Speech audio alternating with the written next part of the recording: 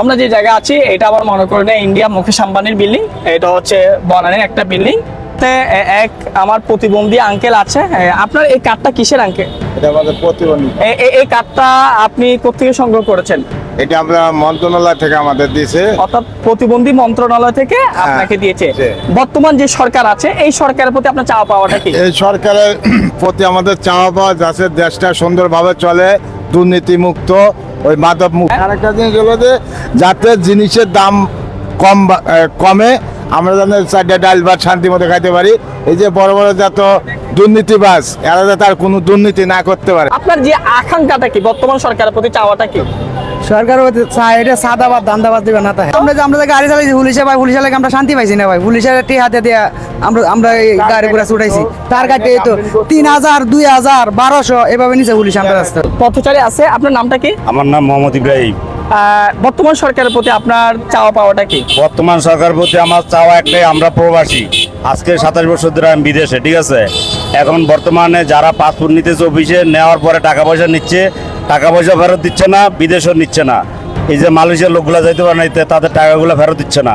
এই জন্য সরকারের দৃষ্টি আকর্ষণ করছি যাতে তাদেরকে আইনের আওতায় নিয়ে আসা হয়, আর তাদের ভুক্তভোগীদের টাকাটা যাতে ফেরত পায়। অর্থাৎ উনি হচ্ছেন যে প্রবাসীদের অনেক যন্ত্রণা আছে, আর যাদের টাকা দিয়ে দেশ চলছে এই প্রবাসীদের দিকে একটু নজর দেওয়ার জন্য বর্তমান সরকারের প্রতি যথেষ্ট রিকোয়েস্ট করছেন আমার এই ভাই। আর বেশি অনেক টাকা আছে, পাসপোর্ট নিয়ে টাকা নিয়ে গেছে, ফ্লাইটও দিচ্ছে না, টাকা ফেরত দিচ্ছে না, টাকা চাইতে গেলে হুমকি দুমকি দেয়। বিদেশে আন্দোলন করে বাংলাদেশের লেগে যারা জেলে আছে তাদের জানি এই আমাদের এই সরকার তাদের জানি ওই মুক্তি করে আনে। উনি কিন্তু একজন পঙ্গু মানুষ, উনি কিন্তু একটা রিক্সা চালাচ্ছে। এই অবস্থায় উনি কিন্তু উনার কথা বলছে না, যারা ভ্যান গাড়ি পাশে যায় তারা নাক অথবা মুখ চেপে ধরে। কিন্তু বাস্তবতা হচ্ছে যে আপনারা যেটাকে নাক আর মুখ চেপে ধরেন, এই পরিষ্কার পরিবর্তনে যারা দুটি হাত দিয়ে আপনাদেরকে সেবা করছেন তাদের মধ্যে ভাই আপনার নামটা কি? আমার নাম মোহাম্মদ শাহিন। আপনি এই কাজটা কত বছর ধরে করছেন? এই কাজটা করতেছে 7 বছর ধরে। উনি 7 বছর ধরে কাজ করছে। কিন্তু একটা জিনিস, যারা বামে থুতু ডানে টিস্যু ফেলে, যারা তাদের হাতটাকে দিয়ে পরিশ্রমের জন্য কোনো ভাগ্য পরিবর্তন করতে চায় না, আল্লাহ তাদের ভাগ্য পরিবর্তন করতে চায় না। বর্তমান যে সরকার আছে এই সরকারের প্রতি আপনার আশাটা কি? বর্তমান যে সরকার আছে এই সরকারের প্রতি আমার আশা ভরসা কিছু নেই, কারণ তার এই কাজের ভিতরে তাদেরকে টাকা দেওয়া লাগে। এই কাজের ভিতরে কিরকম টাকা দিতে হয়? এই কাজের ভিতরে নেতাগর টাকা দিতে হয়, বছর শেষে 80,000 1 লাখ এরকম দেওয়া লাগে, দিয়ে কাজ নেওয়া লাগে। এখন তো আওয়ামী লীগ নেই, বিএনপি নাই, তাহলে এই সরকারের প্রতি এখন তো কাজ করতেছে নিরাপত্তা। এখন কি আপনার থেকে কেউ কোনো মাসুরা নেই? না, এখন আমার কাছে কেউ 10 টাকা চায়ও না, আর আমরা কেউ 10 টাকা দেইও না। আপনি এখন খুশি আছেন কিনা? আছি, খুশি আছি। তো আমরা আজকে বনানী আরেক আঙ্কেলের সাথে কথা বলবো। আঙ্কেল, এখন যে আমাদের যে নতুন সরকার আছে, নতুন সরকারের প্রতি আপনাদের আকাঙ্ক্ষাটা কেমন? ভালোই। ওনার থেকে কি আশা করছেন? আশা করছি দেশ উন্নত করবো, দেশের গন্ডগোল দূর হইবে, যাতে দেশ সুস্থভাবে চলে। অর্থাৎ কথা হচ্ছে দেশ যেমন সুস্থভাবে চলে, এই মেসেজটা ছিল। এই বিষয়টা তো আপনার এটা না? আমি আছি ঢাকা বনানীতে, আমাদের এখানে অনেক ভাই আছেন। তো আমি এক ভাই থেকে একটু জানতে চাইবো বর্তমান যে সরকার আছে ওই সরকারের প্রতি ওনার চিন্তাটা কেমন? আসলে বর্তমান যে সরকার আমাদের, অবশ্যই তার কাছে আমাদের অনেক চাওয়া পাওয়া। আমাদের কিরকম চাওয়া পাওয়া?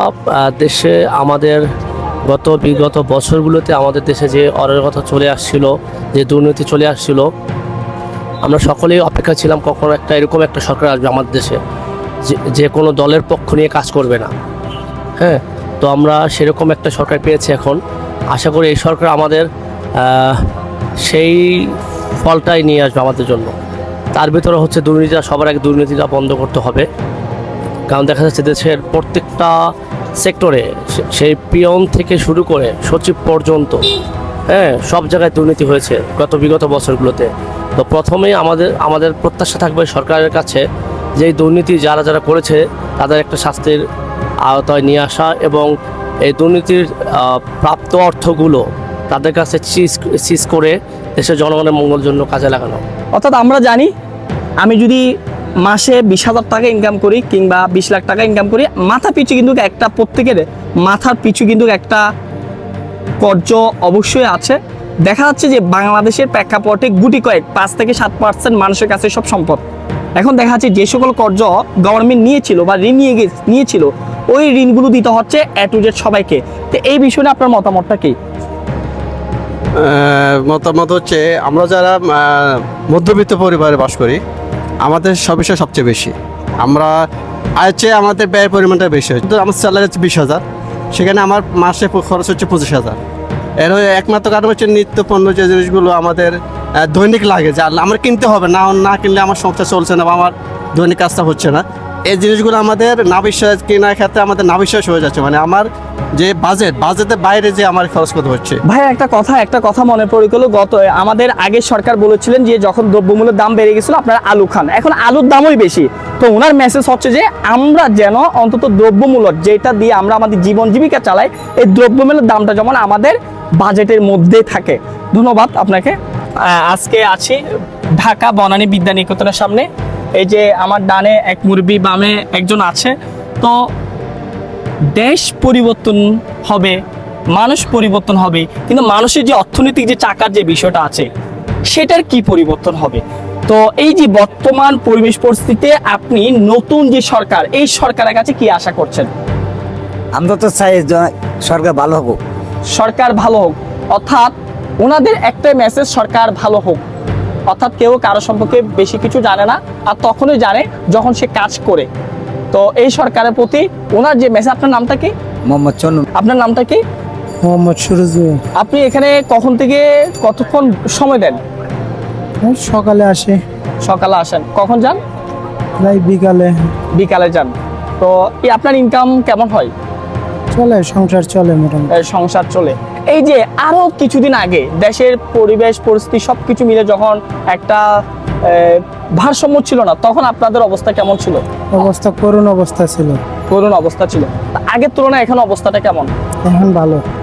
আমার আরেক ভাই আছে এখানে বসে পিছনে। ভাই আপনার নামটা কি? জমিরুদ্দিন। আপনি কি কাজ করেন? আমি স্কুল ভ্যান চালাই। স্কুল ভ্যান চালান। তো এখন এইভাবে দুপুরে খেয়ে বসে আছেন নাকি না খেয়ে বসে আছেন? বসে আছে। অর্থাৎ খুব শান্তিতে বসে আছেন। আমাদের সাথে আছেন আমার আরেক ভাই। ভাই আপনার নামটা কি? মোহাম্মদ ফজলুল। আপনি কি কাজ করেন? আমি স্কুলে ভ্যান চালাই। স্কুলে ভ্যান চালান। আর আপনি? বেলপুরি ফুচকা বেশি। আচ্ছা, উনি বেলপুরি ফুচকা বেচে। এখন যদি আপনারা চাইলেও খাইতে পারবেন, কিন্তু পে করে খেতে হবে, এ হচ্ছে বিষয়। আপনি এখানে কি কাজ করেন? Van driver. আচ্ছা, আর আপনি এখানে কি করেন? Van driver. অর্থাৎ এখানে যারা আছে অধিকাংশ হচ্ছে ভ্যান গাড়ি চালাচ্ছে বনানী বিদ্যানিকেতন স্কুল অ্যান্ড কলেজের। তো দেখা যাচ্ছে যে দেশ কিন্তু পরিবর্তন হয়। দেশের যে সম্পদ, এই সম্পদ কিন্তু গুটি কয়েক 5, 7, 10% লোকের হাতে থাকে। অধিকাংশ মানুষের হাতে কিন্তু ওই সম্পদ থাকে না। এখনো পর্যন্ত গড় হিসাব যদি করে ওনার আমার অনেক টাকা ঋণ আছে। এখন কথা হচ্ছে এই সকল দরবেশদেরকে আমাদেরকে ফাইন্ড আউট করা উচিত, যারা আমাদের টাকা তারা পাচার করে আর তাদের টাকা ঋণ দিতে হয় আমাদের থেকে।